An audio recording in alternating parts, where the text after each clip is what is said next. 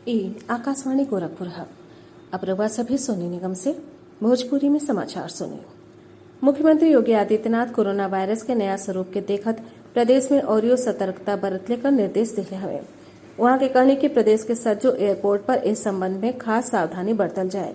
वहां के नौका स्वरूप के देखत कोविड उपचार के संबंध में सज्जो जरूरी इंतजाम सुनिश्चित कैले का निर्देशों दिले हवे। मुख्यमंत्री आज लखनऊ के लोक भवन में अनलॉक व्यवस्था का समीक्षा करत रहे। मुख्यमंत्री वायरस के नौका स्वरूप के संबंध में प्रदेश में विशेषज्ञता विकसित कैले पर जोर दिले।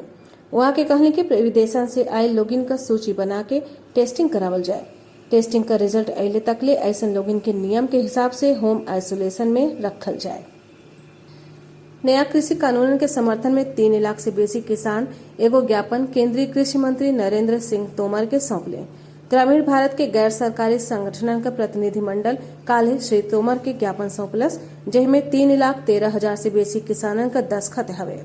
इस मौका पर श्री तोमर कहले कि नया कृषि कानूनन के लेके देश भर के किसानन में जोश हुए।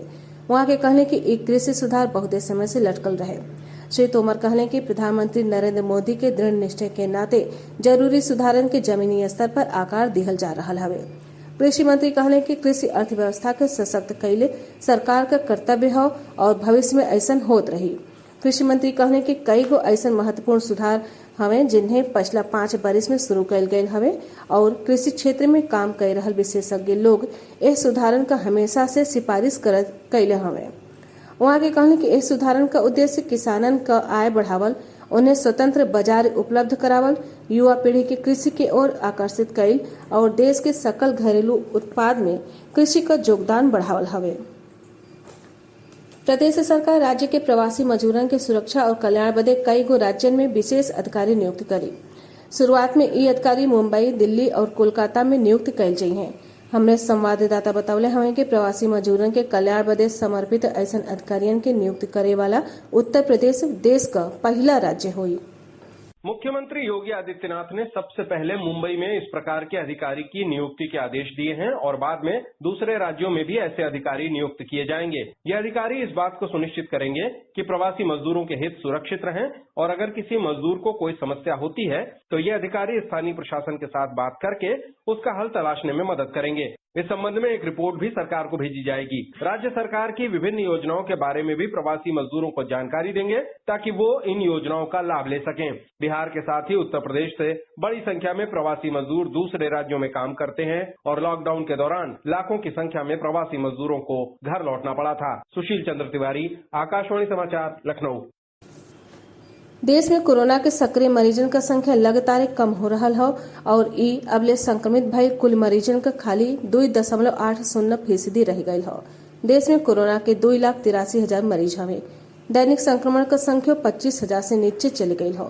कोरोना से ठीक होखे वालन का दरों बढ़ के 95.75% हो गये हवे। अबले 96,93,000 से बेसी लोग कोरोना संक्रमण से मुक्त हो चुकल हवे। मृत्यु दर कम होके 1.45% हो गई है। पिछले 24 घंटा के दौरान कोरोना से 312 लोगों का मौत हो गई है। देश में एक दिन में कोविड का 10,39,000 से बेसी नमूनन का जांच कैल गई। एक साथ ही अबले 16,53,00,000 नमूनन का जांच कैल जा चुकल हवे। प्रदेश में एह बेर राज्य बोर्ड का परीक्षा कोरोना के हालत के नाते कम कैल गई पाठ्यक्रम पर आधारित हुई। अब 9वीं, 10वीं, 11वीं और 12वीं का परीक्षा कुल पाठ्यक्रम के 70% के आधार पर लिहल जाये। मुख्यमंत्री योगी आदित्यनाथ क्रिसमस के मौका पर प्रदेशवासियों के हार्दिक बधाई और शुभकामना दिले हवे।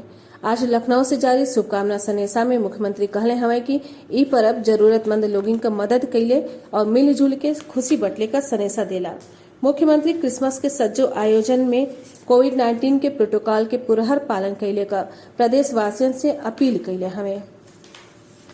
महोबा जिला में आज भिन्न ही एगो ट्रक से टकराइले से 2 छात्रन का मौत हो गई और 3 और घायल हो गई। दुर्घटना उस समय भइल जब ई छात्र अपने साइकिल पर कोचिंग सेंटर जात रहे। घटना स्थल पर ही 2 छात्रन का मौत हो गई। घायल लोगन के अस्पताल में भर्ती करावल गये हवे। मुख्यमंत्री योगी आदित्यनाथ दुर्घटना पर दुख जतौले हवे और अधिकारियों से घायल लोगन के हर तरह से सहायता देवे के कहले हवे। एक साथ ही भोजपुरी समाचार का ए बुलेटिन पूरा भइल। नमस्कार।